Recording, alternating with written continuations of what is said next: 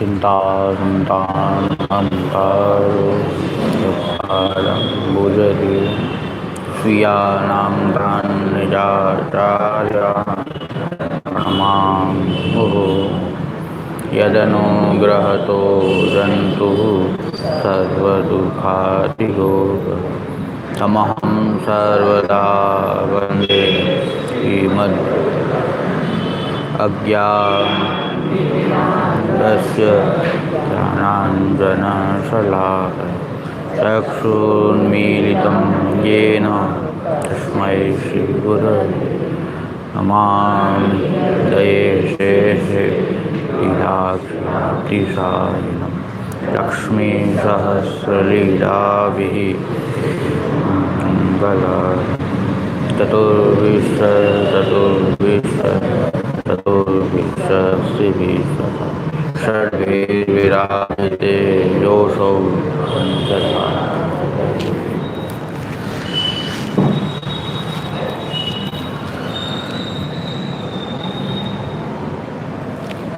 આ રીતે કારણના જે તત્વોનું નિરૂપણ કર્યું, કાલ કર્મ સ્વભાવનું પણ વર્ણન થયું, પ્રાગભાવ આદિ પણ અલગ તત્વ નથી એનું નિરૂપણ પણ થઈ ગયું,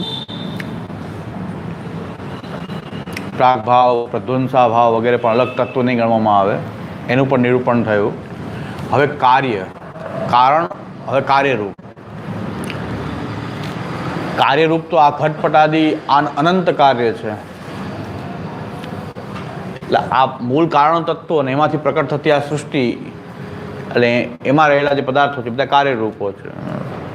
સૃષ્ટિ ઉત્પન્ન કરનારા જે તત્વો 28 તત્વો છે અને સર્વસાધારણ રીતે ઉત્પન્ન કરનારા જે તત્વો જે છે કાલ કર્મ સ્વભાવ છે.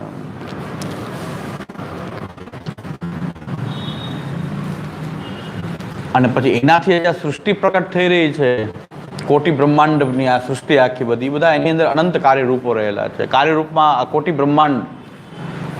બ્રહ્માંડ પ્રકટ થયા, કરોડો બ્રહ્માંડ પ્રકટ થયા, બધા એની અંદર રહેલા બધા જ ઘટપટાદી પદાર્થો બધા જ એના કાર્યરૂપ છે. કાર્યરૂપ તો અનંત થઈ ગયા ને. 28 કારણમાંથી સૃષ્ટિ તો અનંત કાર્યરૂપ વાળી કોટી બ્રહ્માંડ પ્રકટ થયા. કોટી બ્રહ્માંડની અંદર આવતા બધા ઘટપટાદી પદાર્થો, એમાં રહેલા બધા પદાર્થો બધા અનંત છે, બધા જ કાર્યરૂપ છે. પહેલાં આપણને બધાને બોમ્બાસ્ટિક વાત લાગતી આ બધી કે ભાઈ કોટી બ્રહ્માંડની વાત તો આ બધી શાસ્ત્રમાં છે, એકદમ કપોળ કલ્પિત હોઈ શકે, કલ્પના હોઈ શકે.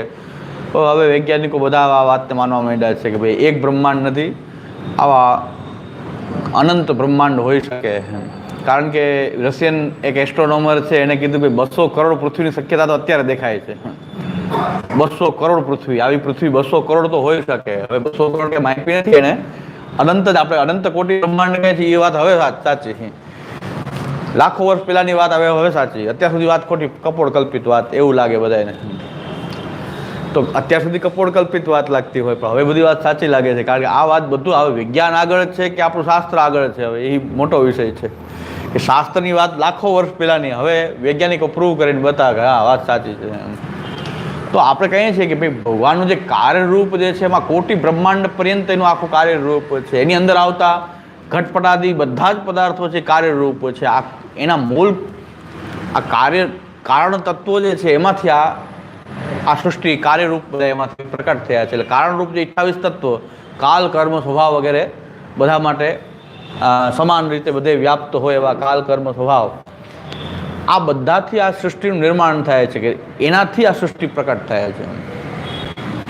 એટલે બ્રહ્મ જે છે પરબ્રહ્મ, એનું એક વ્યાપક રૂપ ચેતનાનું એ અક્ષર બ્રહ્મ, અને અક્ષર બ્રહ્મની અંદર થતો એ ઘનીભાવ એ આ સૃષ્ટિના જે 28 તત્વો જે છે મૂળભૂત, એ જે ચેતનાની અંદર જે ઘનીભાવ થઈ રહ્યો છે એ ચેતનાનો ઘનીભાવ બે રીતે થઈ રહ્યો છે. એક એના જે સદંશ પ્રત્યે ચેતના સભાન બને, પોતાના અનંત સંભાવનાઓ રહેલી છે બ્રહ્મની અંદર, અક્ષર બ્રહ્મમાં, પરબ્રહ્મ પુરુષોત્તમ અને અક્ષર બ્રહ્મ. તો અક્ષર બ્રહ્મની અંદર એ પરબ્રહ્મ જે છે જ્યારે પોતાનું એ વ્યાપક રૂપ પ્રકટ કરી રહ્યો છે એ અક્ષર બ્રહ્મ છે.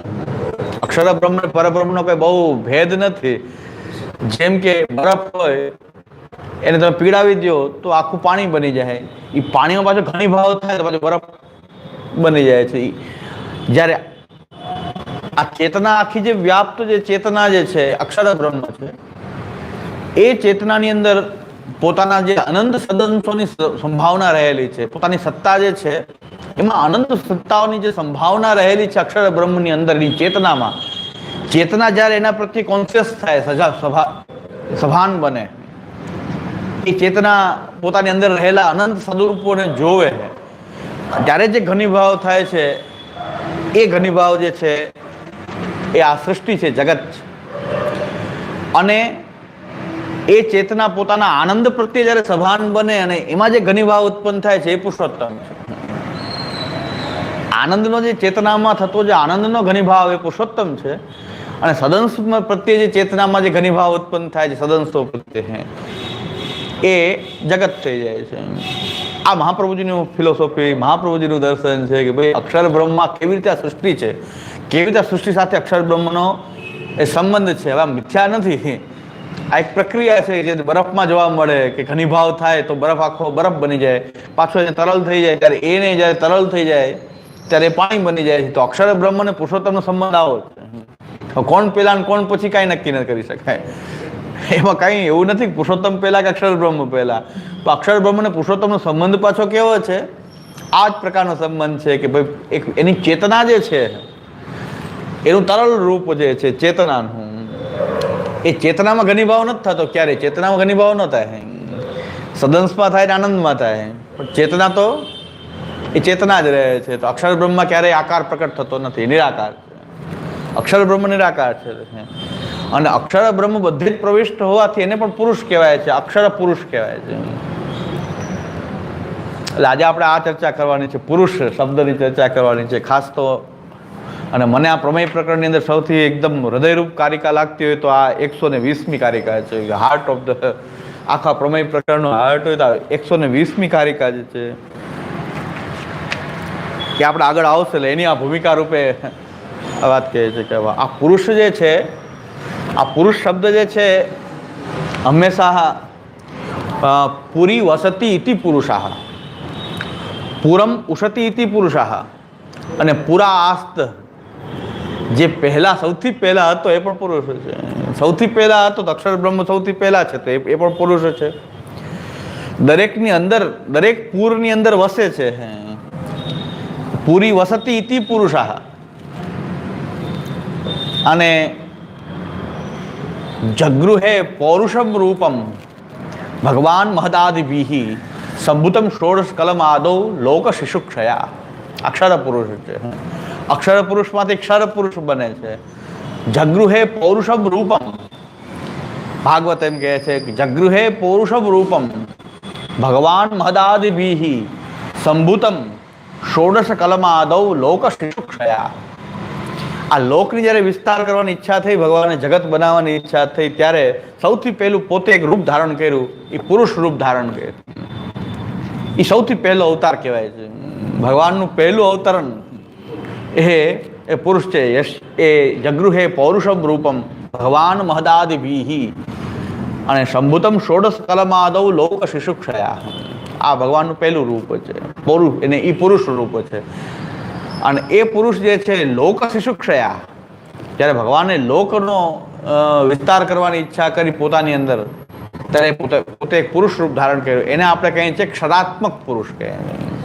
અક્ષર પુરુષ, અક્ષર બ્રહ્મ, એમાંથી પ્રકટ થતો અક્ષર પુરુષ છે. એ ક્ષર પુરુષ પ્રકટ, આને ક્ષર કહેવાય. ક્ષર શું કામ કહેવાય છે? એ ક્ષર પુરુષ શું કામ કહેવાય છે? કારણ કે જગત સાથે સંબંધિત છે. એટલે લોકની રચના કરવા માટે ધારણ કર્યું રૂપ, એટલે ક્ષર પુરુષ છે.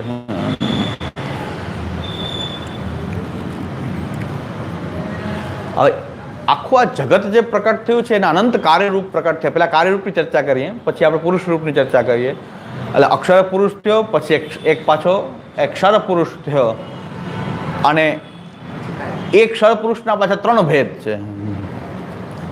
એક ક્ષરાત્મક પુરુષના 3 અવતાર છે, એના 3 પાસા છે, 3 અવતાર છે.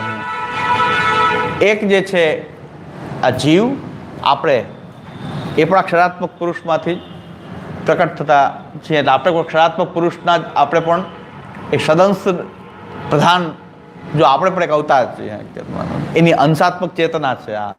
એટલે એક તો આ એક એનું આંશિક પાસું આ જીવાત્માના રૂપમાં દરેક જગ્યાએ પ્રકટ થયું. બીજું પાસું જે છે કે જે જ્ઞાનીઓ જેને જોવે છે એ વિરાટ પુરુષ છે. એને વિરાટતા જેની દેખાય છે જ્ઞાનીને દેખાય છે. ભગવાન દિવ્ય ચક્ષુ આપે તો દેખાય, બાકી જ્ઞાન વગર એ વિરાટ રૂપતા જગત રૂપતા દેખાય. પણ જગત એક વિરાટ રૂપમાં જ સ્થિત છે. એ વિરાટ અભિમાની જેને વિરાટ પુરુષ કહેવાય છે, જે ગીતાજીમાં ભગવાને વિરાટ રૂપ દેખાયું છે, એ વિરાટ પુરુષ છે.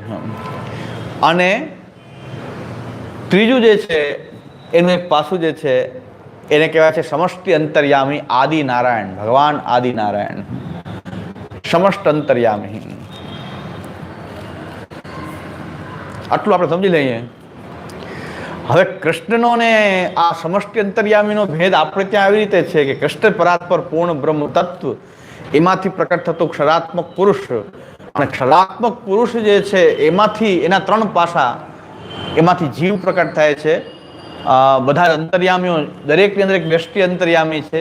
એ સમષ્ટિ અંતર્યામીમાંથી બધા વ્યષ્ટિ અંતર્યામી પ્રકટ થાય છે. પ્રમેય રત્ન સંગ્રહ, તે પ્રમેય રત્ન સંગ્રહનો ચાર્ટ બતાવેલો છે ને.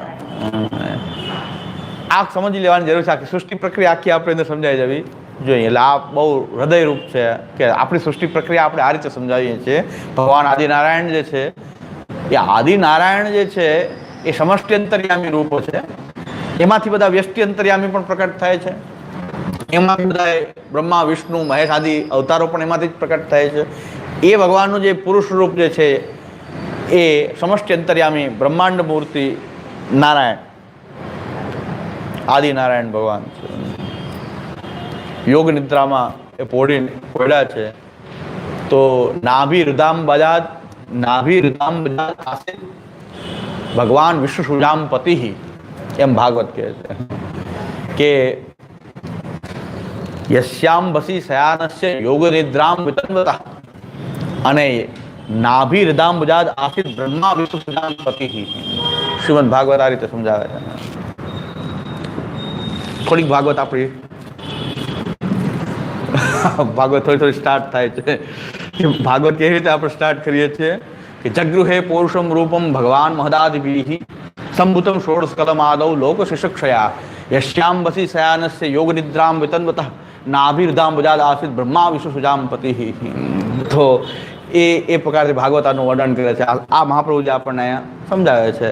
હવે આપણે જ્યારે ભાગવતને જોઈએ ત્યારે આ બધું આ કેવું ન પડે. આ બધી વાત નગર ત્યાં આપણું મગજ કામ ન કરે કે આ પુરુષ રૂપ કયું ને અક્ષર શું ને પછી પુરુષ શું ને પછી બ્રહ્માંડ મૂર્તિ નારાયણ શું, વિરાટ પુરુષ, વિરાટ આ જ સ્વરૂપ પાછું વિરાટ રૂપતા પણ પોતાની દેખાડે છે.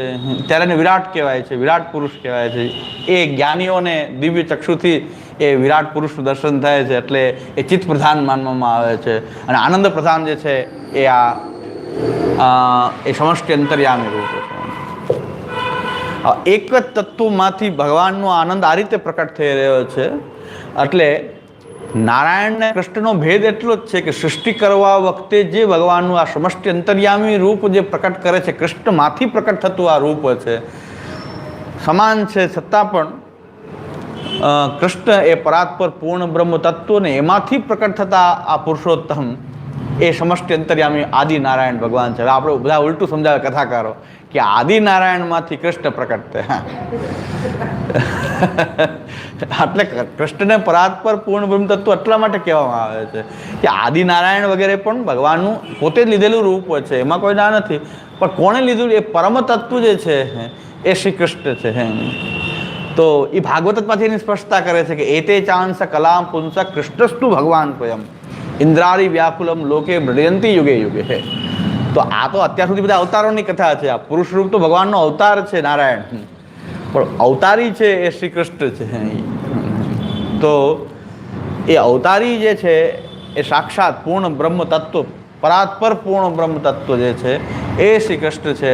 એના માટે શ્રી મહાપ્રભુજી કહે છે સએવ પરમ કાષ્ઠાપન્ન કદાચિત જગદુદ્ધારાર્થમ અખંડ પૂર્ણ એવ પ્રાદુર્ભૂત સન કૃષ્ણ ઇતિ ઉચ્યતે. અમે આને કૃષ્ણ કહીએ છીએ. અમે આને કૃષ્ણ કહીએ છીએ કે જે પરમ કાષ્ઠાપન તત્વ છે કે જેમાંથી આ બધું જ પ્રકટ થઈ રહ્યું છે, સ્થિત થઈ રહ્યું છે, લય થઈ રહ્યો છે, એનું મૂળમાં મૂળ જે સ્ત્રોત જે છે, પરમ આનંદ રૂપ જે છે એ શ્રી કૃષ્ણ છે, સદાનંદ રૂપ છે, એ જ પરાત્પર તત્વ શ્રી કૃષ્ણ છે. અને એ જ પરાત્પર તત્વ ભૂતલ ઉપર ભક્તોની વચ્ચે પ્રકટ થઈ જાય છે, એને અમે શ્રી કૃષ્ણ નામ આપીએ છીએ. અમારી માટે કૃષ્ણ આ છે. સએવ પરમ કાષ્ઠાપન્ન કદાચિત જગત ઉદ્ધારાર્થમ અખંડ પૂર્ણ એવ પ્રાદુર્ભૂત સન કૃષ્ણ ઇતિ ઉચ્યતે. આ અમારા કૃષ્ણ છે અને એના માટે અમે કહીએ છીએ શ્રી કૃષ્ણ શરણમમાં. એ કૃષ્ણ માટે અમે કહીએ છીએ કૃષ્ણ સેવા સદા કાર્ય. હા, કૃષ્ણસ્તુ ભગવાન સ્વયં પરમ બ્રહ્મ તું કૃષ્ણો હિ સચ્ચિદાનંદકમ બૃહત પૂર્ણાનંદો હરિસ્તસ્માન. આ બધું એ તત્વ માટે છે. કૃષ્ણાત પરમ નાસ્તિદૈવમ વસ્તો દોષ વર્જિતમ. ચાંડાલી ચેતરાજપતિ જાતા રાખ મહાપ્રભુ આજ્ઞા કહે કૃષ્ણાત પરમ નાસ્તિ દૈવમ વસ્તો દોષ વર્જિતમ. આનાથી પરમ તત્વ બીજું હોઈ શકે નહીં, કારણ કે પરમ તત્વને જ અમે કૃષ્ણ કહીએ. એ પરમ તત્વ જ પ્રકટ થયું છે કૃષ્ણના રૂપમાં. એટલે કૃષ્ણ આટલો રામાનુજ અને માધવ મતની અંદર પણ સમષ્ટિ અંતર્યામી જે નારાયણ રૂપ જે છે એની મુખ્યતા છે. આપણે ત્યાં વૈષ્ણવ હોવા છતાં પણ આપણે કાષ્ટનેય છીએ. વૈષ્ણવ એટલે વિષ્ણુને આપણે કાષ્ટનેય છીએ, કારણ કે કૃષ્ણને આપણે પરાત્પર તત્વ માનીએ છીએ. માધવ રામાનુજ વગેરે એ આદિમૂર્તિ નારાયણ જે છે એ પરાત્પર છે માને. આટલું આપણે વૈષ્ણવ સંપ્રદાયમાં પણ હકીકતમાં આપણે વૈષ્ણવ હોવાને બદલે કાષ્ટનેય વધારે છીએ આપણે, કારણ કે આપણે કૃષ્ણને પરમ તત્વ, વૈષ્ણવ ખાલી વિષ્ણુ નથી માનતા પણ કાષ્ટનેય છીએ. એટલે વૈષ્ણવ એટલે વિષ્ણુને. અને મહાપ્રભુ સ્પષ્ટતા કરે છે કે પુરાણ પુરુષો વિષ્ણુ પુરુષોત્તમ ઉચ્ચતે નામ નામ સહસ્તમ બક્ષામ તસ્ય ભાગવતોત્તમ. એનું જે રૂપ છે એમાં કોઈ ના નથી. પુરાણ પુરુષો વિષ્ણુ, એ પુરાણ પુરુષ વિષ્ણુ એ એમાં કોઈ ભેદ નથી, પણ છતાં આટલો ભેદ હોવા અભેદ હોવા છતાં પણ કંઈક ભેદ છે. હવે આપણે આનંદ તે પિહિ કાર્યાણામ એસી ભક્તિ વેદાંતના ત્રીજા અધ્યાયમાં વાત કરતો, એમણે પણ આવી જ રીતે એટલે ખાલી એક સમજવા માટે ખાલી એડ કરવા માંગુ કે એમણે 3 વિભાગો પાડ્યા. એક કારણાનવસાયી વિષ્ણુ, એક ક્ષીરોદશાયી વિષ્ણુ અને એક ગર્ભોદશાયી વિષ્ણુ. એવા 3 એમણે કેટેગરી આ જ પ્રમાણેની એમણે પાડેલી છે. ઇસ્કોન વાળા છે. એમ એમણે સમજાવવાનો એ પણ અલ્ટિમેટલી તો કાષ્ટનેય જ છે. અને એમને પછીની 3 કેટેગરી છે. મહાવિષ્ણુ જેને કહેવામાં આવે છે, કારણાનવસાયી, ક્ષીરોદશાયી અને ગર્ભોદશાયી. છે જ બધા માને છે એવી રીતે. એટલે મહાવિષ્ણુનો જે સદાશિવ મહાશિવ એવો શૈવ લોકોમાં પણ છે. સદાશિવ, શિવ, પરમ શિવ. એવી રીતે આ વિષ્ણુમાં પણ વિષ્ણુ તો વ્યાપકત્વાદ વિષ્ણુ, જે વ્યાપક તત્વ છે એ વિષ્ણુ. વિષ્ણુ દેવતા પણ છે. હા, વિષ્ણુ એક ક્ષીરસાગરમાં પોઢેલા પણ છે. અને વિષ્ણુ જે છે એ આ પુરુષ રૂપ પણ છે, સમષ્ટિ અંતર્યામી એ રૂપ પણ છે. પણ એક જ તત્વ જે છે એ એના અલગ અલગ પાસાઓનું આ નિરૂપણ છે. પણ બધા જે છે એનો પરાત્પર એક તત્વ છે. અક્ષર બ્રહ્મમાં થતો આનંદનો જે ઘનીભાવ જે છે એ કૃષ્ણ છે, પરાત્પર તત્વ છે. અને એમાંથી અક્ષરાત્મક પુરુષ એક પ્રકટ થાય. જગૃહે પુરુષમ રૂપમ ભગવાન મહદાદિભિ. ભાષા બધા અલગ અલગ વાપરતા હોય છે. વાત આવા પ્રકારની વાત હોય પણ એના નામ આપવાની પદ્ધતિ અલગ હોય છે. એટલે હોઈ શકે એવું, પણ છતાં સમાનતા ઘણી હોઈ શકે.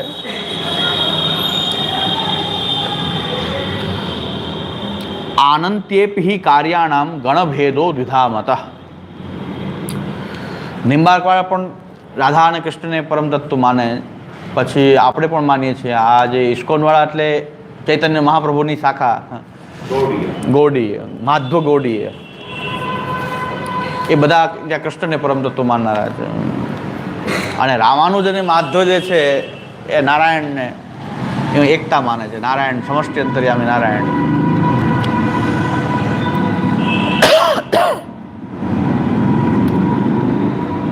આનંત્યેપિ કાર્યાણામ ગણભેદો દ્વિધામત સમષ્ટિ વ્યષ્ટિ ભેદેન કેવલે જડ જીવતા. આ કાર્યરૂપ તો પછી અનંત છે. કારણ કે કોટી બ્રહ્માંડ એની અંદર રહેલા બધા કાર્યરૂપો તો અનંત છે, એનું ગણતરી થઈ શકે એમ નથી. તો એના બે ભાગ કરી શકાય, સમષ્ટિ અને વ્યષ્ટિ. ગણભેદો દ્વિધામત, એને બે કેટેગરી આપી શકો. એક સમષ્ટિ, આખા સમગ્ર કાર્યો રૂપની એક સમષ્ટિ છે, સમગ્ર બ્રહ્માંડોની એક સમષ્ટિ, અને એક બ્રહ્માંડની અંદર રહેલા વ્યષ્ટિ રૂપો. એમ આપણે બે વિભાગ એના કરી શકીએ. આનંત્યેપી કાર્યાણામ ગણભેદો દ્વિધામત સમષ્ટિ વ્યષ્ટિ ભેદથી. એક સમષ્ટિ, કાર્યોની એક સમષ્ટિ અને એક અંદર રહેલા બધા કાર્યો, એમ સમષ્ટિ અને વ્યષ્ટિ ભેદથી આપણે એને સમષ્ટિ વ્યષ્ટિ ભેદ જે છે સાંકરમાં આપણે સમજીએ છીએ બરાબર, કે સમષ્ટિ વ્યષ્ટિ ભેદ કેવી રીતે હોય છે કે વૃક્ષો જે છે એ બધા ભેગા મળીને આપણે એક બગીચો કહીએ, વન કહીએ, એ સમષ્ટિ રૂપ થયું. અને એક એક વૃક્ષની વાત કરો તો એ વ્યષ્ટિ રૂપ છે તો એક જ વસ્તુ, એકની અંદર રહેલી વસ્તુ. વ્યષ્ટિ સમષ્ટિમાં પાછો કંઈ ભેદ નથી હોતો, પણ એ વ્યષ્ટિ જ્યારે વ્યષ્ટિની વિવક્ષા હોય તો તમે એને વૃક્ષ કહો, અને સમષ્ટિની જ્યારે વિવક્ષા હોય તો તમે એને વન કહેવાય છે. જલાશય જલબિંદુવત, શાંકરો આનું ઉદાહરણ આપે છે કે એક જળાશય આખું છે, એમાં રહેલા જલના બિંદુઓ એ વ્યષ્ટિ કહેવાશે, સમષ્ટિ આખું જળાશય કહેવાશે. જલના બિંદુઓ જે છે એમ બધા જ કાર્યરૂપની એક સમષ્ટિ કહેશો, કોટી બ્રહ્માંડની એક આખી સમષ્ટિ એ જગત, અને એમાં રહેલા બધા બ્રહ્માંડો, એમાં રહેલા કાર્યરૂપો એ વ્યષ્ટિ થઈ ગયા. પછી સમષ્ટિ વ્યષ્ટિ આપણે બ્રહ્માંડોની અંદર બધા કાર્ય, તો એ બધા એ શું થઈ ગયા, કાર્યો બધા વ્યષ્ટિ થઈ ગયા, અને બ્રહ્માંડ રૂપ એનું એક થઈ ગયું, એ સમષ્ટિ થઈ ગયું. બધા બ્રહ્માંડોની એક સમષ્ટિ કરશો તો એ આખું જગત રૂપ થઈ ગયું. કોટી બ્રહ્માંડનું રૂપ એ જગત, કોટી બ્રહ્માંડનું એક રૂપ કહેશો તો જગત. તો સમષ્ટિ વ્યષ્ટિ ભેદથી પણ આના કાર્યને એક એક ગણતરી ન થઈ શકે, પણ કાર્યને બે ભાગમાં તમે વેચી શકો, સમષ્ટિ અને વ્યષ્ટિ. હા. હવે બીજી રીતે એના જો ભાગ પાડવા હોય તો કેવલ એ જડ જીવ હતા, જળ અને જીવ. જળને પૃથક કરીને આ કાર્યરૂપ જેટલા પ્રકટ થયા છે, કેવા પ્રકટ થયા છે, કાં જળ રૂપ પ્રકટ થયા છે, કાં જીવ રૂપ પ્રકટ થયા. તો બે રીતે સમષ્ટિ વ્યષ્ટિ ભેદથી પણ કરી શકાય, અને જળ જીવથી, જીવને અલગ કરી જળથી કાં પ્રકટ થયા છે કાર્યરૂપ કેવા છે, કાં જળ છે, કાં જીવ છે. આમ બે ભાગમાં તમે બે કેટેગરી પાડી શકો, પણ એની અંદર પછી અનંત છે. તો આનંત્યેપી કાર્યાણામ ગણભેદો દ્વિધામત સમષ્ટિ વ્યષ્ટિ ભેદેન કેવલે જડજીવતા.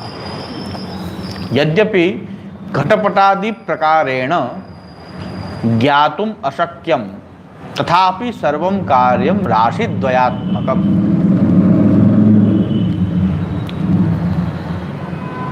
યદ્યપિ ઘટપટ બધા પ્રકારના જે કાર્યો પ્રકટ થયા છે એ બધા તો જ્ઞાતુમ અશક્યમ, એ બધાને જાણવા તો અશક્ય છે.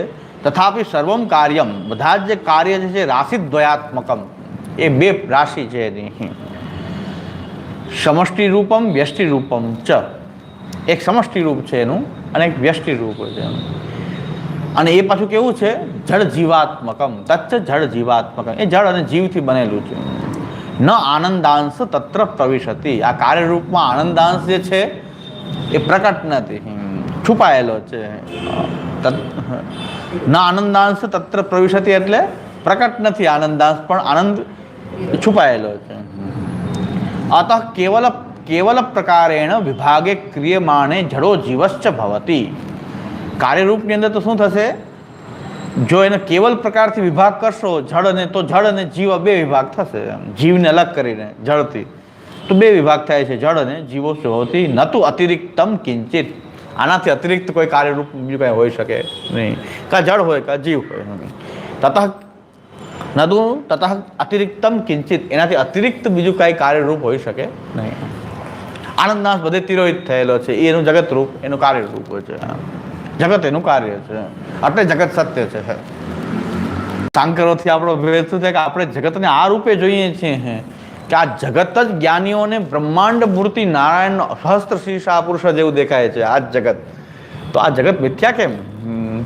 આ જગત જે છે એ સામાન્ય દ્રષ્ટિએ જગત છે, પણ બ્રહ્મજ્ઞાનની દ્રષ્ટિ, સાચી બ્રહ્મજ્ઞાનની જો દ્રષ્ટિ હોય તો શીર્ષા પુરુષ શસ્ત્રાક્ષ શસ્ત્રપાસ્ત યોનિમ વિશ્વતો વૃત્વા અત્યતિષ્ઠ દશાંગોલમ, એ આ હજારો મુખ, હજારો નેત્ર, હજારો નાસિકા, હજારો હસ્તવાળું એ વિરાટ મૂર્તિનું દર્શન થાય છે. આ જ જગત, એ જગતરૂપ પણ એને જ્ઞાન દ્રષ્ટિથી જોઈએ તો એ વિરાટમાં સમાયેલું છે, વિરાટ બધે જ વ્યાપ્ત છે. તો એટલે મિથ્યા નથી. હા, સાંકરણ દ્રષ્ટિમાં મિથ્યા છે. આ બધી વાત મિથ્યા છે. કાર્ય ત્રૈવિધ્યમ નિરૂપેતુમ આહ સર્વેશામ ઇતિ.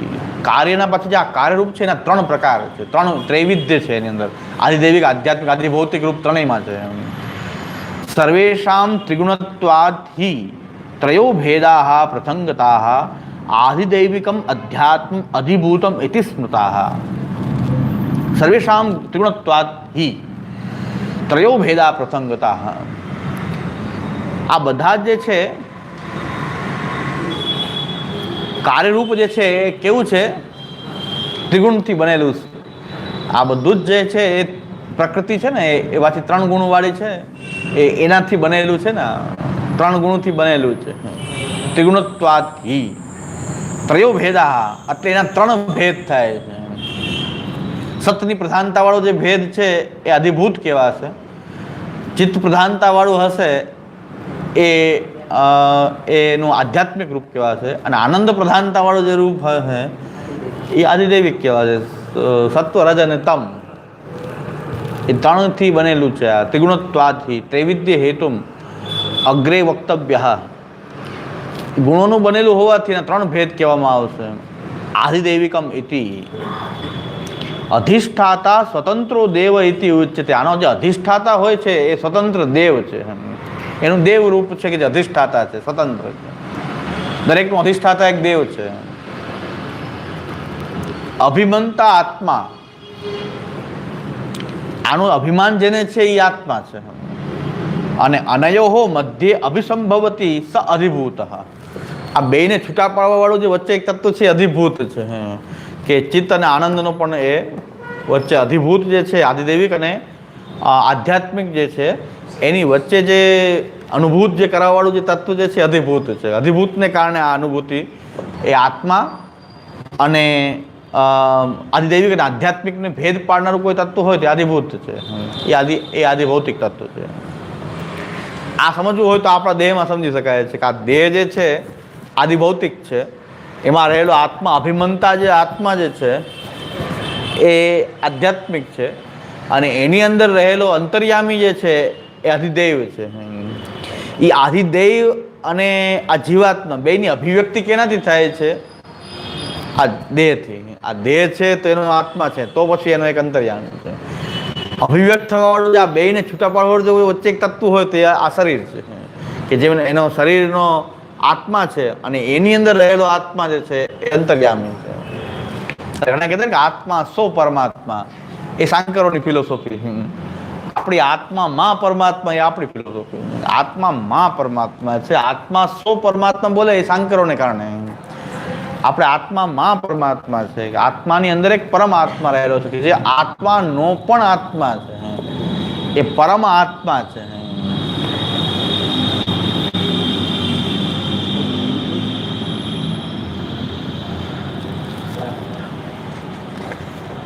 બેયની વચ્ચે જે સંભવિત થાય છે એ અધિભૂત છે. અભિમંતા આત્મા છે. અધિષ્ઠાતા જે સ્વતંત્ર દેવ જે છે અધિષ્ઠાતા છે. અને બેયની વચ્ચે જે સંભવિત થાય છે એ અધિભૂત છે.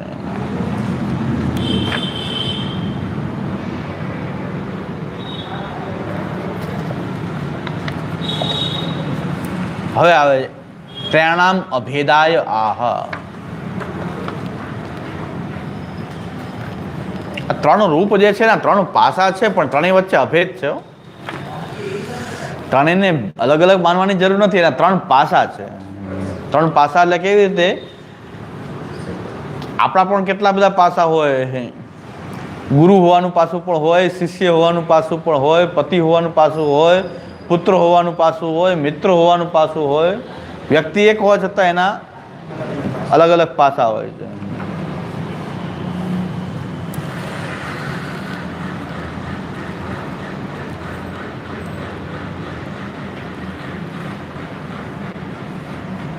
તો ત્રયાણામ અભેદાય આહ, આપણા બધાના કેટલા બધા પાસા છે. વ્યક્તિ એક જ હોય છે પણ એના પાસા અલગ હોય છે. આ 3 ભેદ બતાવ્યા, અધિભૂત, આધ્યાત્મ, અધિદેવ, પણ એ હકીકતમાં ત્રણેયનો અભેદ છે પાછો.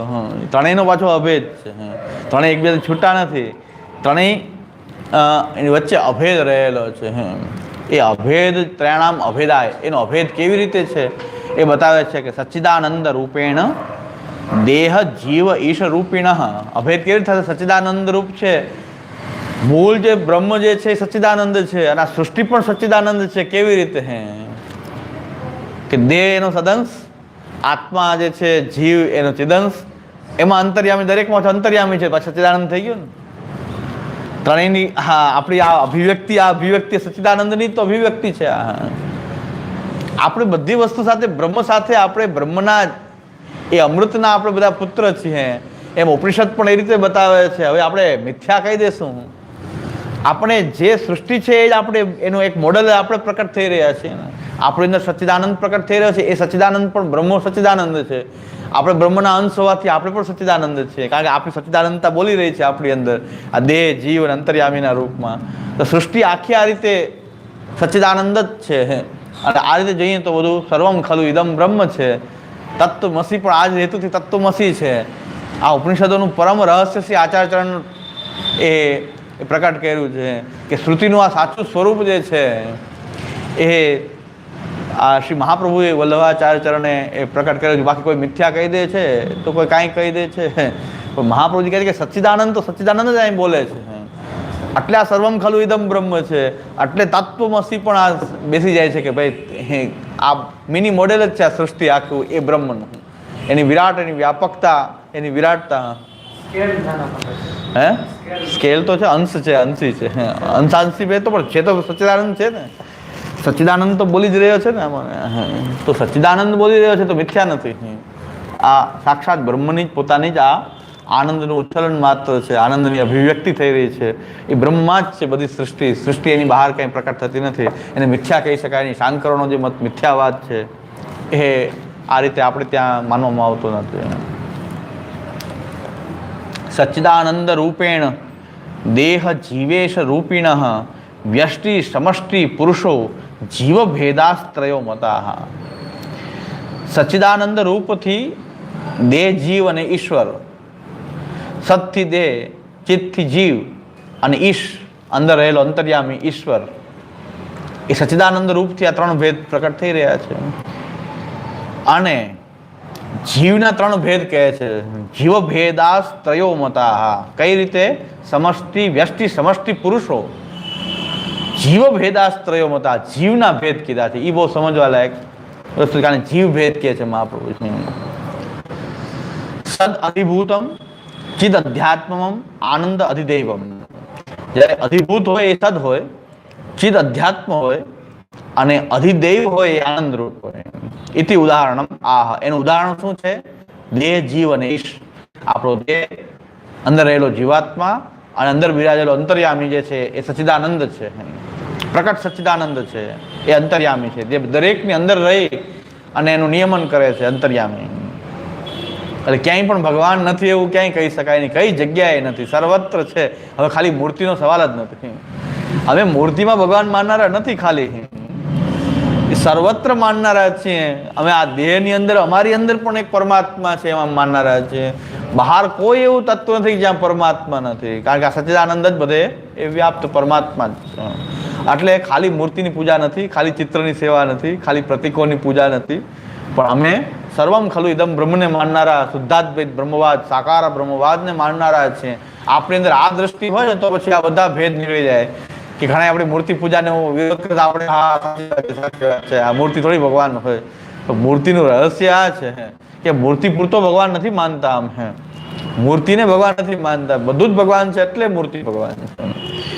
ભગવાન તો બધે એની અભિવ્યક્તિ થઈ રહી છે, અને એને પ્રકટવું હોય તો પૂર્ણ રૂપે ગમે ત્યાંથી પ્રગટી શકે છે. તો પછી મૂર્તિમાં પણ પ્રકટ થઈ શકે છે. અમારી માટે તો એ રીતે અમે મૂર્તિ પૂજક છીએ. એટલે હકીકતમાં અમે મૂર્તિની પૂજા જ નથી કરતા, અમે ભગવાનની પૂજા કરીએ છીએ. મૂર્તિ પૂજા અમે કરતા જ નથી. મૂર્તિ ભગવદ રૂપ છે, અમે ભગવદ રૂપના પૂજા કરીએ છીએ. ખાલી મૂર્તિની ક્યાં પૂજા કરીએ છીએ? ભગવાન વગરની મૂર્તિની થોડી પૂજા કરીએ છીએ. હવે તો બધું બ્રહ્માત્મક છે એટલે ભગવદ રૂપની અમે પૂજા કરીએ છીએ, ભગવાનની પૂજા કરીએ હે હા. તો સદ અધિભૂતમ ચિત અધ્યાત્મ, આટલું બધું વાઇડ આપણું વિઝન હોય ને તો આપણે ક્યારેય ભ્રમિત ન થાય, કોઈ આપણને છેતરે નહીં, કોઈ આપણને ઠાકોરજીમાં ઘણી વાર ભેદ કેટલા પુષ્ટિમાં આવી કથા છે, નિધિ સ્વરૂપ ને ઓલા સ્વરૂપ ને આ સ્વરૂપ. ઠાકોરજીમાં ભેદ, હકીકતમાં તો આખી સૃષ્ટિ સચ્ચિદાનંદ બ્રહ્મ છે અને દરેક જગ્યાએ બ્રહ્મ બોલી રહ્યો છે. કેવી રીતે કે આ દેહમાં જ બોલી રહ્યો છે, આ દેહ સદંશ છે અને આત્મા ચિદંશ બોલી રહ્યો છે, એની અંદર અંતર્યામી નિયામક છે. તો સચ્ચિદાનંદ આપણે પોતે સચ્ચિદાનંદ છે, ખાલી બુદ્ધિની વાત ક્યાં કરીએ છીએ, અહીં પણ બિરાજે છે, આપણી અંદર એ પ્રકટ બિરાજી રહે છે. કોઈ ખાલી કોઈ મહાન ભગવતી કોઈ બાપામાં જ ભગવાન છે એવું અમે ક્યાં માનીએ છીએ, મહાન ભગવતી એમાં જ ભગવાન માનીએ એવું અમે ક્યાં માનીએ છીએ, બધે બિરાજી રહ્યો છે. એટલે અમે કહીએ છીએ માતૃદેવો ભવ, પિતૃદેવો ભવ, આચાર્ય દેવો ભવ, અતિથિ દેવો ભવ. ભાઈ એ દેવ નથી પણ દેવ તો બધે જ છે ને. અમે એ રૂપમાં એને ભજીએ છીએ, અમારા દેવને ભજીએ છીએ. અમારું સૌથી એટેન્શન અમારા દેવમાં છે. જ્યાં જ્યાં પૂજ્ય ભાવ છે ત્યાં અમે અમારા દેવ માનીને પૂજા, માતા માનીને નથી કરતા. ખાલી માતા માનીને પૂજા નથી કરતા, અમે દેવ માનીને, અમારો દેવ અમે સર્વત્ર એને જોઈ રહ્યા છીએ. એટલે કે છે માતૃદેવો ભવ, પિતૃદેવો ભવ, આચાર્ય દેવો ભવ, અતિથિ દેવો ભવ. એ દેવ પ્રત્યેનો ભાવ જ અમારો બધે વ્યક્ત થઈ રહ્યો છે. આ આપણી સંસ્કૃતિ છે. હવે માતામાં ક્યાંય દેવપણું ક્યાંય છે? બીજે પથારીમાં પડ્યા હોય એમાં ક્યાં દેવપણું છે? પણ અમે ખાલી આ માતાને નથી ભજતા ને, અમે અમારા દેવને એમ કહે છે કે એ માતા રૂપે અમે જ્યાં જ્યાં પૂજ્ય ભાવો છે એ ત્યાં બધે અમે અમારા દેવને જોઈ રહ્યા છીએ. એટલે એમ કહે છે કે માતૃદેવો ભવ, પિતૃદેવો ભવ, આચાર્ય દેવો ભવ. ખાલી આચાર્યને દેવ નથી કીધું, માતાને પણ કીધું છે, પિતાને પણ કીધું છે, ગુરુને પણ કીધું છે. ખાલી આચાર્યને દેવ ક્યાં કીધું છે? અતિથિને કીધું છે. હવે આમ અતિથિ આવ્યા તો અતિથિ માનીને એની પૂજા કરવી પડે ને, તો આપણને જમાડવા પડે ને તો કંટાળો આવે, આવ્યા જ કરે, આવ્યા જ કરે. પણ દેવ પ્રત્યે ભાવના રાખી હોય તો કે મારો દેવ આ રૂપે આવી રહ્યો છે તો આનંદ રહે.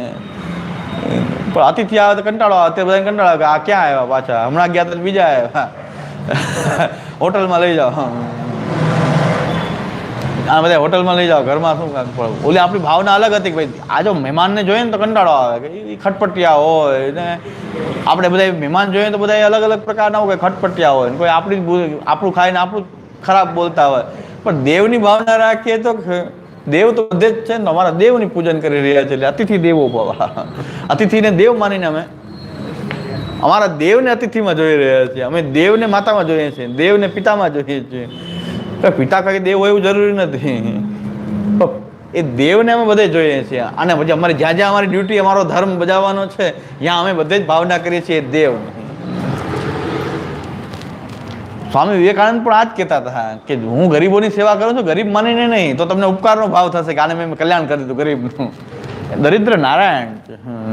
તો બધા એમ કે હા ભગવાન નારાયણને વિવેકાનંદ માનતા જ નહોતા, ખાલી ગરીબોને જ માનતા હતા. અરે ભાઈ એ ગરીબોમાં નારાયણને જોતા હતા અને જોવાનું શીખવાડે છે કે તમે ગરીબોને કંઈક મદદ કરો, તમને એમ કે મેં ઉપકાર કર્યો, એમ થશે કે તમે મેં આને મદદ કરી, મેં મારા નારાયણની સેવા કરી. એ સ્વામી વિવેકાનંદની દ્રષ્ટિ એ હતી કે દરિદ્ર નારાયણ છે અને નારાયણ માનીને જો એની સેવા કરવામાં આવે તો પછી ગરીબોમાં તમને ક્યારેય ઉપકારનો ભાવ નહીં થાય, ઉલટા તમે એનાથી ધન્ય બન્યા એમ લાગશે તમને.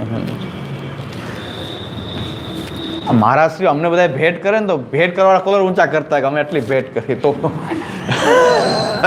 એ ભેટ કરવાવાળા જો હોય એમ કોલર ઊંચા રાખતા કે ભાઈ આ, કારણ કે એને એવો ભાવ રહેલો છે કે અમે આનું પોષણ કરી રહ્યા છીએ, એટલે એને કોલર ઊંચા કરે એમ કે અમે ભેટ કરી, આની ભેટ નહીં આવે તો કરશે શું મહારાજ. એને એમ થાય કે મહારાજ કરશે શું, અમે ભેટ નહીં કરીએ તો અમારા પૈસાથી બધા મજા કરી રહ્યા છે. એટલે આ ભાવના આપણી અંદર છે કે ભાઈ આચાર્ય દેવો ભાવ, અમે અમારા દેવની પૂજા કરી રહ્યા છીએ. તો તમને ક્યારે ઊંચો ભાવ નહીં આવે, કારણ કે દેવથી તો ઊંચા કોણ હોય. પણ એને એ ગરીબ બ્રાહ્મણ માનીને જો કોઈ એને આપતું હોય તેને થાય કે આ તો બ્રાહ્મણો માંગવાનો ધંધો આ લોકોનો, ગરીબ બ્રાહ્મણો માંગતા હોય છે, તો તમને ઉપકારનો ભાવ થઈ રહ્યો છે. વિવેકાનંદ એ ના પાડે, એટલે કહે છે કે બ્રાહ્મણને પણ દેવનું જોવું જોઈએ કે દેવની પૂજા હું આ રીતે કરી રહ્યો છું. તો તમને ક્યારેય પણ એવો ભાવ નહીં આવે કે મેં આ બ્રાહ્મણનું કલ્યાણ કર્યું, હું કલ્યાણ, મારું કલ્યાણ થયું, કે દેવે મારી પૂજા આ બ્રાહ્મણના રૂપમાં સ્વીકારી. હું મારા દેવની પૂજા કરી રહ્યો છું. માતાની પૂજા ખાલી માતામાં કંટાળો આવે. પણ માતા જે છે એ મારી દેવ અહીંયા માતાના રૂપમાં વ્યક્ત થયો છે. હું આ માતાની સેવા કરું છું, મારી દેવની પૂજા જ કરી રહ્યો છું. માતાની સેવા મારી દેવ પૂજા છે. તો એકદમ અલૌકિક ભાવથી માતાની સેવા કરવાનો પણ ભાવ અલૌકિક આવશે કે દેવ માનીને કરીએ તો અલૌકિક, ખાલી માતા માનીને કરીએ તો વિચાર આને આપણે નહીં કરીએ તો કોણ કરે, મરી જશે. તો ઉપકારનો ભાવ થયો, તમારો ઉપકાર એના ઉપર થયો. અરે ભાઈ, હું મારો દેવ આ રીતે મારી પૂજા લઈ રહ્યો છે, તો માતાની સેવા કરવામાં આપણને ધન્યતાનો અનુભવ થાય કે ભાઈ માતાની સેવા તો મને દેવે મારી પૂજા રહ્યો, તો તમને માતા ઉપર ઉપકારનો ભાવ નહીં થાય. અત્યારે ઘણા માતા પિતાને સાચવતા હોય પણ બિચારા ઉપકારના ભાવથી સાચવતા કે માતા પિતા વૃદ્ધાવસ્થામાં આપણા સિવાય જાય ક્યાં, છોકરાઓ એમ થાય કે માતા પિતામાં આપણે નહીં સાચવતા બિચારાને થશે શું, એટલે સાચવતા હોય. ઘણા દયા આવતી એટલે સાચવતા હોય. પણ એનાથી આગળની વાત છે કે માતૃદેવો ભવ, પિતૃદેવો ભવમાં જે તમે ભગવાન, જેને તમે ઈષ્ટ તમારા દેવ માનો છો, આ માતાની સેવાને પણ દેવ પૂજાનું કોઈ અંગ કે મારી દેવ પૂજા થઈ રહી છે એવું માનીએ તો પછી માતા ઉપર ઉપકાર નહીં, પણ માતા આપણી ઉપર ઉપકાર કરી રહી છે, પિતા આપણી ઉપર ઉપકાર કરી રહ્યો છે. એટલે આ એક આપણો દ્રષ્ટિકોણ હતો પ્રાચીન ભારતીય દર્શનનો. હવે પછી કોઈ એમ કહે કે માતા જ દેવ છે, મારી માટે તો માતા જ દેવ છે, હું દેવને માનતો જ નથી, તો એ બાજુ નાસ્તિકતા પ્રકટ થઈ રહી છે. માતા જ દેવ છે, ભલે દેવને માનશો તો માતામાં અહોભાવ આવશે, બાકી દેવને કેન્સલ કરી નાખશો તો માતામાં ભાવ નહીં આવે, ક્યારેક હશે નીકળી જશે. પણ દેવ પ્રત્યેનો જે અહોભાવ છે તે બધે વ્યક્ત થઈ શકે.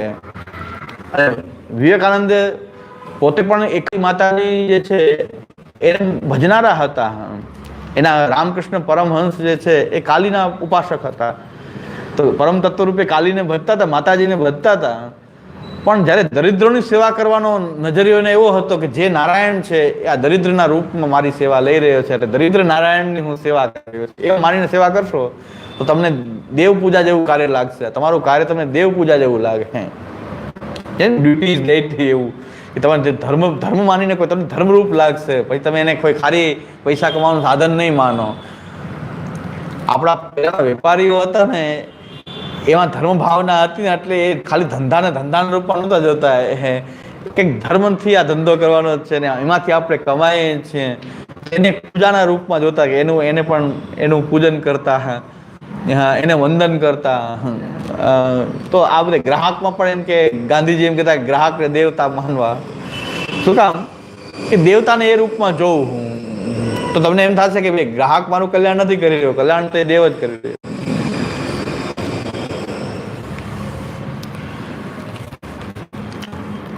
દક્ષિણ ભારતના મંદિરોમાં ખાસ કરીને તમે પૂજારીને ડાયરેક્ટ પૈસા આપો ને તો લેશે નહીં. એ ડાયરેક્ટ તમે પૂજારીને પૈસા આપો એ ના લે, કેમ કે અહીં ધરી દો, દેવને ધરો. એનો ભાવ શું છે કે જો તમે એને પૈસા આપશો બાજુ જ થાય, કોલર ઊંચા કરશો કે આ બ્રાહ્મણને મેં આટલા આવ્યા, ક્યારેક તમારે શરમ ધર્મ પણ રાખવી પડે ને, પછી તો પૈસા આપ્યા હતા તો હું એ કહે છે એ નહીં, અહીંયા રાખી દેવા, અમને આ દેવ આપી રહ્યો છે. આ રીતે પૂજારીને પૈસા આપો ડાયરેક્ટ ના લે, પણ ત્યાં મુકાવી દે અને પછી લે. શું કામ કે તમે નથી આપી રહ્યા, આ દેવ આપી રહ્યો. એ ભેટ ભાઈ દેવતા નથી, તમને જ આપવાના પૈસા છે. 3 પ્રકારની દેવતાને 3 પ્રકારની ભેટ થાય. એક દેવ વિગ્રહાર્થ હોય, એક દેવ પૂજનાર્થ હોય, અને એક આ પૂજારી માટે અર્ચક માટે હોય. 3 પ્રકારની દેવાલયમાં ભેટ પણ 3 પ્રકારથી થાય. આ બધા સિસ્ટમ કોઈ ખબર ગમે દેરી બનાવી દેવાલય ને આ નિયમ આવા જ છે કે ભાઈ દેવની ભેટ છે એ પૂજારી પણ ન લઈ શકે. એ દેવદ્રવ્ય છે, એ દેવના વિગ્રહમાં જ વપરાય. એ પૂજન માટે પણ નથી, એ દેવ માટે છે. અને દેવના શિંગાર, આભરણ, આભૂષણ વગેરે કરીને એને એમાંથી જ એમાં એનો વિનિયોગ થાય. બીજું દેવ પૂજાર્થ હોય, એ બધી પૂજાની વસ્તુઓ જે છે પૂજા માટે આવે, એ પૂજન કરીને પ્રસાદના રૂપમાં પાછું લઈ શકાય. નૈવેદ્ય વગેરે જે કાંઈ પણ પૂજનાર્થ હોય, કંકુ, અક્ષત, ચંદન, ફૂલ, એ પૂજનાર્થ છે. અને ત્રીજું જે છે તમારા અર્ચકને આપવું છે કે જે તમારી પૂજા કરાવે છે. અર્ચક દ્વારા પૂજા કરવાની પદ્ધતિ દેવાલયમાં છે. એ દેવલક નથી, એ અર્ચક છે. એ દેવલક નથી, અર્ચક દેવલક નથી, એ અર્ચક છે. બ્રાહ્મણ જે છે પૂજા વિધિ કરાવે છે અને એના માટે પણ દ્રવ્ય આપવામાં આવે, એ દેવને જ ધરવામાં આવે. પણ એ તમારો સંકલ્પ કેને દેવાનો છે? અર્ચકને દેવાનો છે. પણ અર્ચકો ડાયરેક્ટ લેતા નથી. હવે લેતા હોય તો પણ સિસ્ટમ એવી છે કે એ ડાયરેક્ટ નહીં લે. ડાયરેક્ટ લેશો તો એમ થઈ જશે કે તમે આપી રહ્યા છો, તમે મારા પાલક છો, એવું થઈ જાય. એટલે બ્રાહ્મણમાં આવી હિંતા આવી ગઈ કે કોઈ યજમાન વધારે પૈસા આપતો હોય તો એ યજમાન આપણો પાલક છે, એને સલામ પર. બીજા ઓછા પૈસા આપતો હોય ધ્યાન ન દે. પ્રાચીન પદ્ધતિ એવી નથી. દેવને ધરો, દેવ જ અમારો આપવાવાળો આ દેવ છે. તમે મોટા યજમાન કે નાના યજમાન એવું કાંઈ ના હોય. એ દેવને ધરવામાં આવે, એ લેવામાં આવે કે જે દેવતા મને આપી રહ્યો છે, આવો એનો ભાવ હતો. એટલે કોઈના પ્રત્યે એવું ન થાય કે આ મહાન કોઈ વ્યક્તિ છે. એક આ ચોબા લોકોની વાર્તા છે એવી કે એ લોકોનો ઇતિહાસ છે કે ઉજાગર વંશજ જે ચોબાજી છે, ચતુર્વેદી જે બ્રાહ્મણો છે, કે યમુનાજીના કિનારે બેઠા બેઠા એ ભજન કરતા, અને અહીંયા જે યજમાન આવે, યમુનાના કિનારે આવે તેનું પૂજન અર્ચન કરાવે, બાકી ક્યાંય જાય નહીં. યમુનાજીના કિનારો છોડીને ક્યાંય ન જાય એવી એમની ટેક હતી, ને ત્યાં જ રહેતા. અને ત્યાં જે આવી જાય યજમાન એને પૂજન અર્ચન કરાવે. ત્યારે અકબર બાદશાહ એમ કહે છે કે 9 વહાણ ભરીને દ્રવ્ય લઈને આવ્યો, 9 વહાણ ભરીને સોના ચાંદી ભરીને આવ્યો, અને ઉજાગર વંશજ જે છે એની પાસે એને પૂજા કરાવી, અને દક્ષિણામાં બધા 9 વહાણ ભરીને દ્રવ્ય આપ્યું. પણ અકબર પાછું તરત જ આપશો એટલે તમે જો દરિદ્ર નારાયણ કે નારાયણની ભાવના ન હોય, દેવની ભાવના ન હોય બ્રાહ્મણમાં, તેમ કે બ્રાહ્મણ તો કેવો ગરીબ, અને અકબર જેવો દાની, એટલે અકબરે જરા કોલર ઊંચા કર્યા એ ચોબા ચતુર્વેદી બ્રાહ્મણ સામે કે તમે આ હિન્દુ ફકીર છે, તમે આજ સુધી આવો કોઈ દાતા નહીં જોયો હોય, અકબર જેવો તમે કોઈ દાતા તમને મળ્યો નહીં હોય. એટલે એને ખરાબ લાગ્યું, એટલે બ્રાહ્મણને ખરાબ લાગ્યું કે હવે આ દ્રવ્ય લેવાય નહીં. એને પોતાની એક સોનાની વીંટી હતી પૂજા કર્મ કરવાની પવિત્રી, એ માથે મૂકીને કીધું કે આ બધું યમુનાજીમાં પધરાવી દે, તે આવો કોઈ બ્રાહ્મણ કે આવો કોઈ ફકીર જોયો નહીં હોય, યમુનાજીમાં પધરાવી દે, હવે મારા કામનું નથી. આ બ્રાહ્મણ જો તમે એને આપો તો તમારી અંદર જો આવા અહંકારથી આપો તો બ્રાહ્મણ સ્વીકારે નહીં. એટલે ઉજાગર ચોબા એમ કીધું આ બધું જ દ્રવ્ય જે છે તમે યમુનાજીમાં પધરાવી દો, અને ઉપર મારી આ વીંટી, તે આવો કોઈ ફકીર નહીં જોયો હોય, તારા જેવો દાતા કોઈ ન જોયો હોય, તો મારા જેવો કોઈ ત્યાગી કે ફકીર નહીં જોયો હોય, તો આ લઈ જાઓ. આ ઉજાગર વંશજ ચતુર્વેદી ચોબા બ્રાહ્મણો, ચતુર્વેદી બ્રાહ્મણો કે જેને શ્રી મહાપ્રભુજીને પણ પૂજન અર્ચન કરાયું અને મહાપ્રભુજીના તીર્થ પુરોહિત બન્યા. તો એ પરંપરા છે તે એ લોકોની. અને એ લોકોના ઘરમાં અત્યારે પણ મહાપ્રભુજીથી લઈને અત્યાર સુધીના દરેક ગોસ્વામી બાળકોના હસ્તાક્ષર છે. મહાપ્રભુજી સાથે બાળકો ગુસાઈજી, ગોપીનાથજી, અને અત્યાર સુધીના દરેક ગોસ્વામી બાળકોના હસ્તાક્ષર એ ચતુર્વેદી બ્રાહ્મણ જે ઉજાગર વંશજ છે એમની પાસે પ્રાપ્ત થાય છે. એટલે અમારા પૂર્વજોના પણ અમારા હસ્તાક્ષર જોવા હોય તો એ લોકોના પાસે મળી જાય છે. મેં ઘણા કરાવ્યા જોયા કે અમારા પૂર્વજોના હસ્તાક્ષર જોવા માટે. તો જો મહાપ્રભુજીથી લઈને બધાના ક્યારે પધાર્યા, જ્યારે જ્યારે મથુરા પધાર્યા ત્યારે એમને મહાપ્રભુજીના પણ હસ્તાક્ષર, શ્રી ગોપીનાથજીના, શ્રી ગુસાઈજીના, પછીના બાળકોના બધાના એની પાસે પ્રાપ્ત થાય.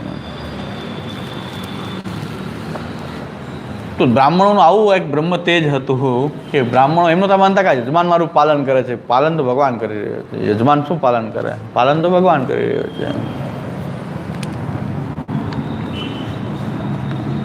આપણા વાર્તા પ્રસંગોમાં, આપણા વચનામૃતના પ્રસંગો જુઓ તો પ્રાચીન બાળકોના વચનામૃત છે કે અમારો ખર્ચો ચલાવવાવાળો કોણ છે? આ પલંગડીવાળો પાર ઉતારે છે.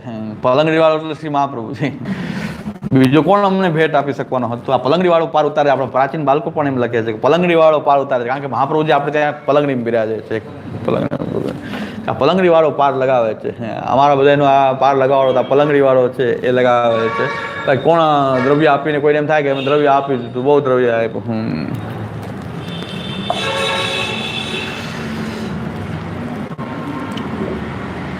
અરે લેવામાં બહુ જોખમ છે. પ્રતિગ્રહમાં બહુ જોખમ છે. એ પ્રતિગ્રહ આપણે કરીએ કોઈની પાસે લઈએ ત્યારે આપણો હાથ નીચો હોય, ઓલા દેવાળાનો ઉપર હોય, એટલે ગુરુના ચરણમાં ભેટ ધરવાની રીત છે. આમ નહીં, કારણ કે એનો હાથ ઉપર થઈ જશે પાછો એ કોલર ઊંચા કરશે. એટલે આમ માંગશો, પછી એક વારના માંગશો ને પછી જમીનના માંગશો ને ગમે એના માંગશો, પણ આમ જ છે.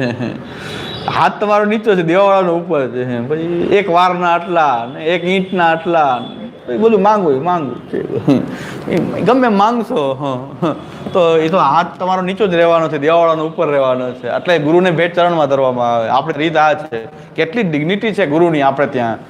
કે ગુરુને જે કાંઈ ભેટ ધરવામાં આવે ચરણમાં ધરવામાં આવે, કે કરોડો રૂપિયા હોય તો ચરણમાં, આમ નહીં, હાથમાં નહીં, કરોડો રૂપિયા પગમાં ધરવા પડે. તો એ ડિગ્નિટી છે ગુરુની, કે પૈસાને તમે તુચ્છ માનીને ભેટ કરો છો, બાકી તો ભેટ કરવાના ઊંચા હાલે તો પછી એવી નહીં વાત. એટલે આ લેવામાં બહુ જોખમ છે, પ્રતિગ્રહમાં બહુ જોખમ છે. દાન આપવું સારું, પણ પ્રતિગ્રહ બહુ બ્રાહ્મણ માટે બહુ કસોટી ભર્યું છે. પ્રતિગ્રહ જે છે લેવું.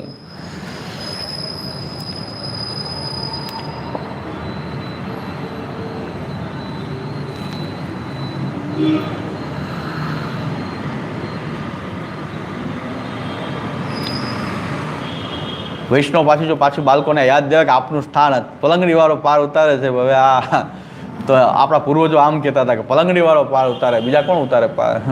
તો એ બેઠો છે પાર ઉતારવા વાળો, પલંગડી વાળો પાર ઉતારે છે. એટલે કે ત્યારે જજમાનનું કલ્યાણ, જજમાનથી મારું કલ્યાણ થાય છે, એ વેપારી વૃત્તિ થઈ જાય છે. પણ જજમાનને એમ થવું જોઈએ કે બ્રાહ્મણે દાન લઈને મારું કલ્યાણ કર્યું, તો સાચી વાત છે.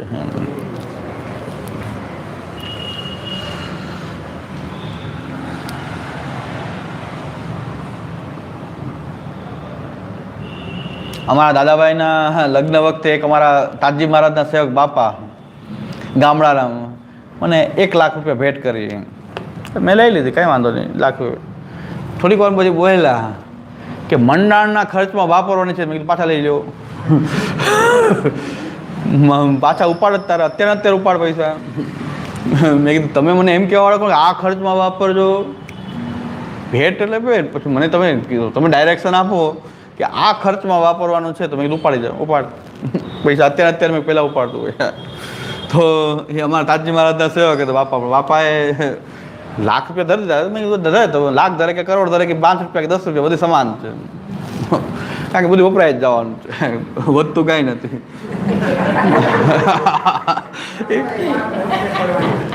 ત્યાં બાપા બોલ્યા પાછળથી, ભેટ ધરીને પછી બોલ્યા કે મંડાણના ખર્ચમાં વાપરવાનું છે. મેં કીધું તો ઉપાડો.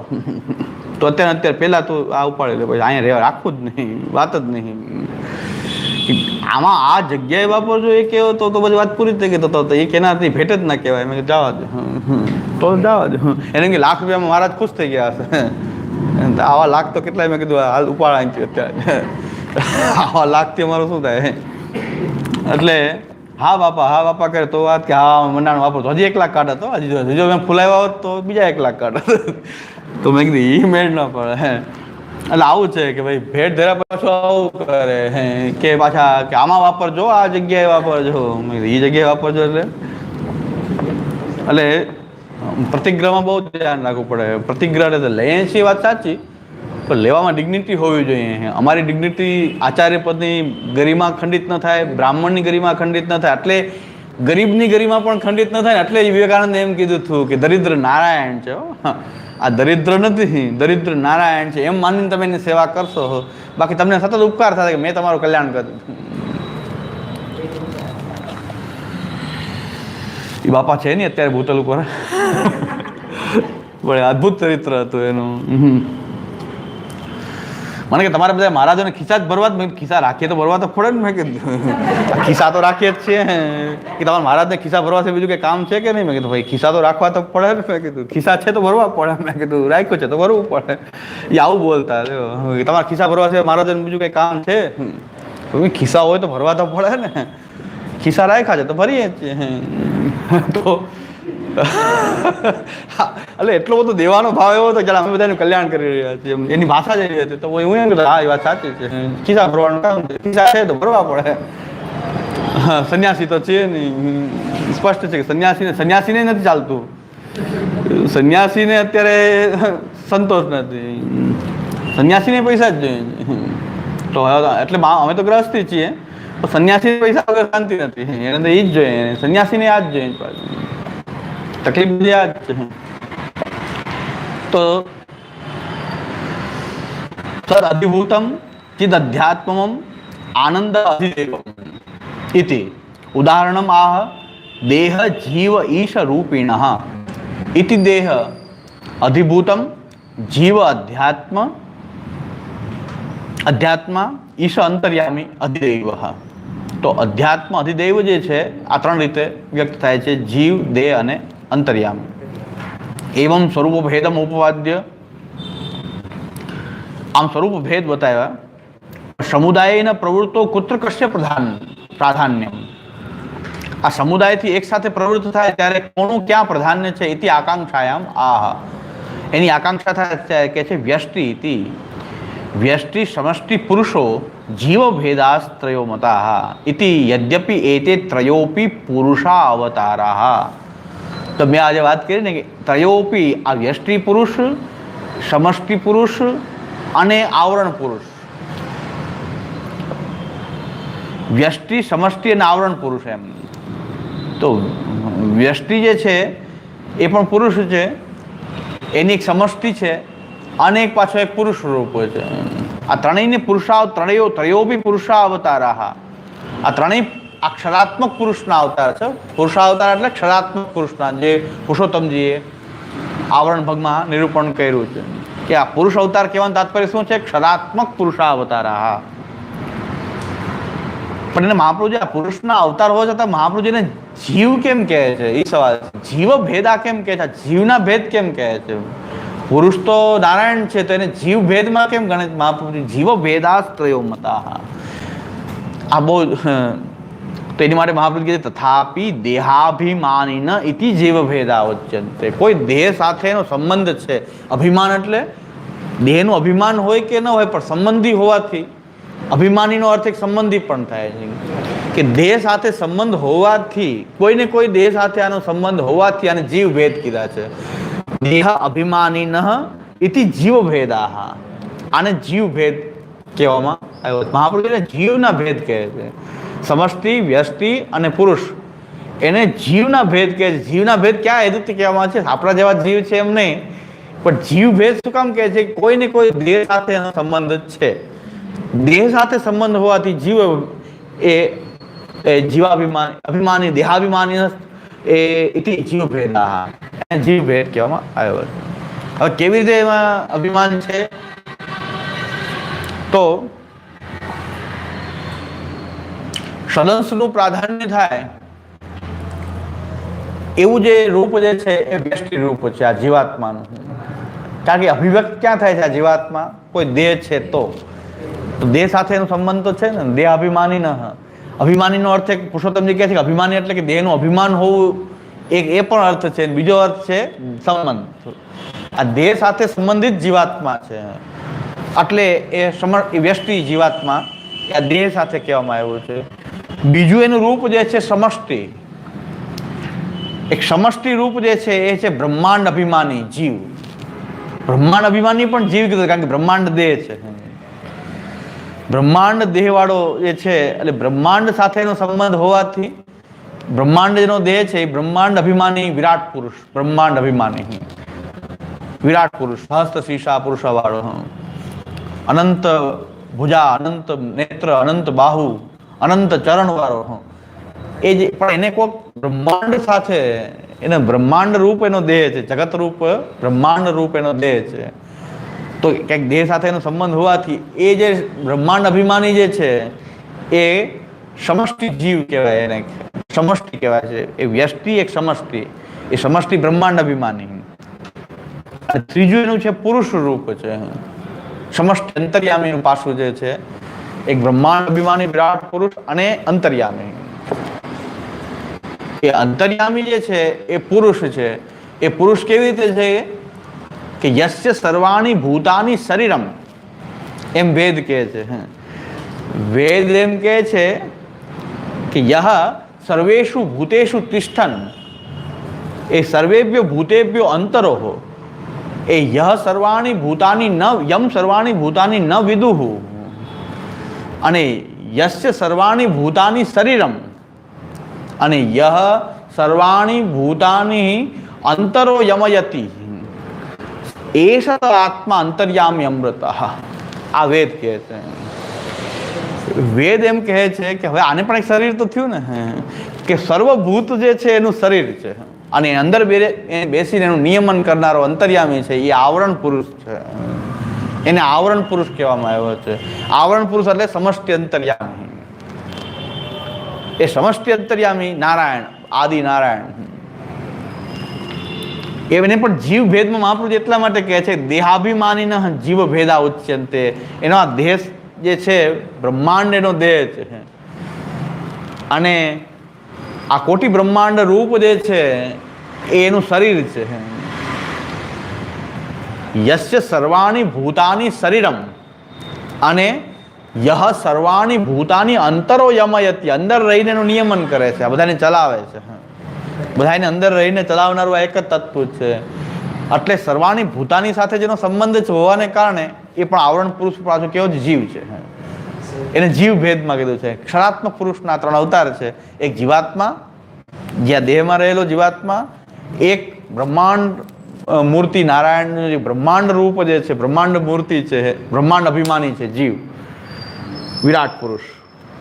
અને ત્રીજું જે છે કે સર્વાણી ભૂતાની જેનું શરીર છે આદિનારાયણ સમષ્ટિ અંતર્યામી, આદિનારાયણ. સર્વાણી ભૂતાની યસ્ય સર્વાણી ભૂતાની શરીરમ, એ અંતર્યામી, સમષ્ટિ અંતર્યામી જે છે એ આવરણ પુરુષ જે છે. અને એના માટે મહાપ્રભુ કીધું જીવ ભેદા છે, ત્રણેય એક જ પાછા. એ ત્રણેય પાછા એક જ છે. પુરુષ ચેતના જુદી જુદી નથી, પુરુષ ચેતના આખી એક જ છે. પોતાની વ્યામોહિકા માયાથી પોતાની અંદર અલગ અલગ ભાવને પ્રકટ કરવાથી અલગ અલગ દેખાય છે. એ વ્યામોહિકા માયાના કારણે. એ વ્યામોહિકા માયા પછી કોણ છે? ભગવાનની શક્તિ છે. એક જ પુરુષ જીવાત્માના રૂપમાં અલગ અલગ દેખાઈ રહ્યો છે, પણ હકીકતમાં એક જ ચેતના છે. એક જ ચેતના પાછી અલગ અલગ બધામાં વ્યાપ્ત થઈ ગઈ છે અને અલગ અલગ થઈ રહી છે, અણુ થઈ રહી છે. તો એ વ્યામોહિકા માયાને કારણે થઈ રહી છે. પ્રસ્થાન રત્નાકર્મ શ્રી પુરુષોત્તમજી આનું વિવરણ કર્યું છે કે વ્યામોહિકા માયા જે છે એના કારણે એ અલગ અલગ જીવનું નાના ભાવ દેખાઈ રહ્યું છે. એક જ પુરુષ ચેતના છે, પણ એ જીવમાં અલગ અલગ રૂપે દેખાઈ રહી છે, જીવાત્મા રૂપે. તો આ જીવાત્મા જે છે એ વ્યષ્ટિ બ્રહ્માંડ અભિમાની જીવ જે છે એ સમાપ્તિ થઈ, અને એનો અંતર્યામીનું જે પાસું છે, સમષ્ટિ અંતર્યામીનું પાસું જે આદિનારાયણનું જે છે એ આનંદાત્મક હોવાથી એ ત્રણેયને દેહ તો છે, પણ આનો દેહ કેવો છે? આપણો દેહ કેવો છે? આ દેહનો એ જીવ છે, દેહાભિમાની. પણ નારાયણ જે છે તો આખું જગત જે છે એના એ શરીરમાં વ્યાપ્ત છે, ને એની અંદર રહેલો છે, એ આવરણમાં રહેલો અંતર્યામી છે. કે જગતને પ્રકટ કરે ત્યારે અંદર એ છુપાયેલો રહે છે, એનું નિયમન કરતો રહે છે. એ ભગવાન નારાયણ છે. એ સમષ્ટિ અંતર્યામી છે. એની યસ્ય સર્વાણી ભૂતાની શરીરમ, એનું શરીર છે. અને સ એષ આત્મા, એષત આત્મા અંતર્યામી અમૃત, એ અંતર્યામી આત્મા અમૃત છે, એ બ્રહ્મ છે. આ આખો આપણો મન લાગે બહુ મહેનત કરવી પડી આવે, કારણ કે પુરુષના ભેદને સમજવા માટે થોડીક પ્રસ્થાન રત્નાકર, થોડી સુબોધની બધું જોઈને પછી આ એક લાઈન ક્લિયર થાય, બાકી થતી નથી બહુ. પુરુષોત્તમજીનું આવરણ ભાંગ મને બહુ ગોટાળાવાળું લાગતું કે બરાબર મેળ આવતો તો સમજાતો નહોતો કે આ પુરુષના પાછો એક જ તત્વને 3 રીતે સમજાવવામાં આવ્યું છે. તત્વમાં પાછો ભેદ નથી થતો પાછો. એ 3 એના અલગ અલગ પાસા, જેમ આપણા પાસા અલગ અલગ હોય કે કોઈનું પાસું કેવું હોય, કોઈનું પાસું કેવું હોય. એટલે મહાપ્રભુજી બહુ સરસ ઉદાહરણ આપે છે કે આખા સૃષ્ટિને જીતનારો પોતાના પત્ની પાસે ગુલામ બની જતો. મહાપ્રભુજી સુબોધનીમાં કહે છે કે આખો વિશ્વને જીતીને આવે પણ પત્નીની સામે પાછો આજ્ઞાકારી થઈ જતો હોય છે. તો એનું પાછું એક પાછું કેવું છે કે આખા વિશ્વને જીતનારો, અને પત્નીની પાસે પાછો હું તો શરણ તિહારી. મહાપ્રભુજી લખે છે, મહાપ્રભુજી સુબોધનીમાં આજ્ઞા કરે છે કે વિશ્વને જીતનારો પણ પાછું પત્ની પાસે એકદમ દૈન્ય ભાવ વાળો થઈ જતો હોય. તો પાછું એનું અલગ થોડું વિશ્વને જીતવાનું પાછું છે, ને એક પાછું એમાં બ્રહ્મની જે ચેતના જે છે આદિ નારાયણ પણ છે, અને પાછી ચેતના પાછી આંશિક રૂપે પાછી એક જીવાત્માની જેટલી ક્ષુદ્ર પણ છે. એક જ તત્વ પાછું જીવાત્માની અંદર એક જીવાત્મા થઈ ગયો, સમષ્ટિ અંતર્યામી થઈ ગયો, એ જ બરાબર બ્રહ્માંડનો વિરાટ પણ એ જ છે. અને એમાં જેવો ક્ષુદ્ર પણ દેખાય, જીવાત્મા જેવો ક્ષુદ્ર પણ દેખાય. તો એ શું છે? પાસા આવા છે કે એક પાછું એક મહાન હોવાનું પાસું છે, તો એક એનું એટલું પોતાનું જ એક પાસું એવું છે. આ વ્યક્તિ તો એક જ છે ને, આખા વિશ્વને જીતનાર હોય, પત્ની પાસે કાંઈ નથી ચાલતું હોય. તો અહીંયા જુનાગઢના એક કલેક્ટર હતા, એ બહુ ઠીક હતા, આખું જુનાગઢ થરથર ધ્રુતું હતું. એના ડ્રાઈવરને પૂછ્યું કે ઘરે સાહેબ કાંઈ નથી ચાલતું, એ મેડમ કેમ થાય? એનો ડ્રાઈવરને ખબર હતી, એ રહસ્ય બીજાને ખબર નથી, આખું જુનાગઢ ધ્રુતતું એનાથી. બધા ઓફિસરો ધ્રુજે, પણ ડ્રાઈવરે એમ કીધું કે ઘરે સાહેબનું ન ચાલે કાંઈ, એ માંથી ઓર્ડર આવે એમ થાય. તો એક ને એક વ્યક્તિનું પાછું એક સૂત્ર પાછું થઈ ગયું. આખા જુનાગઢમાં તો ઐશ્વર્ય વ્યાપ્ત ઐશ્વર્ય હતું. એટલે મહાપ્રભુજી એમ કહે છે કે આ એક પુરુષ ચેતના જે છે જીવાત્મામાં એક સૂત્ર દેખાય, અને એ ભગવાન આદિનારાયણ પણ એ જ છે બાજુ. આદિનારાયણના રૂપમાં પણ દેખાય, એ વિરાટ પુરુષના રૂપમાં દેખાય, આ પુરુષ ચેતના પાછી એક જીવના રૂપમાં દેખાય. સારી રક શુદ્ધતા વાળો સારી રક શબ્દ વાપરે છે. શંકરાચાર્યજી શારીરક મીમાંસા, શારીરક ભાષ્ય. અને વ્યાસજી શું પાછા કહે છે? અનુપત્તિસ્તુ ન સારી રહા. શંકરાચાર્યજીના આખા ભાષ્યની જો બ્રહ્મસૂત્ર આમ કહે છે કે શારીર છે એ જીવ બ્રહ્મ નથી. શારીર છે જીવ બ્રહ્મ નથી. શંકરાચાર્ય કે જીવ બ્રહ્મ. એટલે બ્રહ્મસૂત્રની વ્યાખ્યા કરનાર આમ કે છે, બ્રહ્મસૂત્રકાર આમ કે છે. અને શંકરાચાર્યજી કેમ સિદ્ધ કર્યો હશે એ પાછી એની બ્યુટી છે. સૂત્રને આ રીતે ઉલટાવીને કરવું. અનુપત્તિસ્તુ ન સારી રહા એ સૂત્ર છે. શારીર છે આત્મા એ પરબ્રહ્મ નથી, પણ એ જીવાત્મા અલગ છે.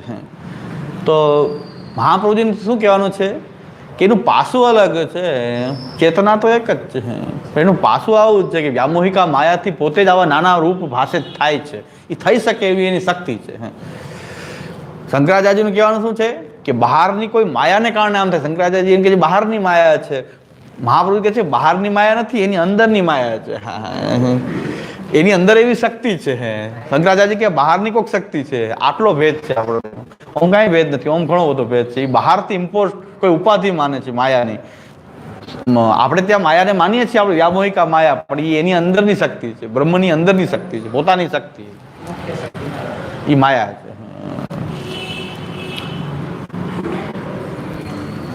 દ્રઢઈ ન ચરણ કેરું ભરોસો, દ્રઢઈ ન ચરણ કે શ્રી વલ્લભ નખ ચંદ્ર છટા સબ જગ માં અંધેરો દ્રઢઈ સાધન ઓર નહીં આખલી જાસુ હોય सूर कहा कहे दयांधरो बिना मोल को तेरो हृदय न चरणन केरो भरोसो हृदय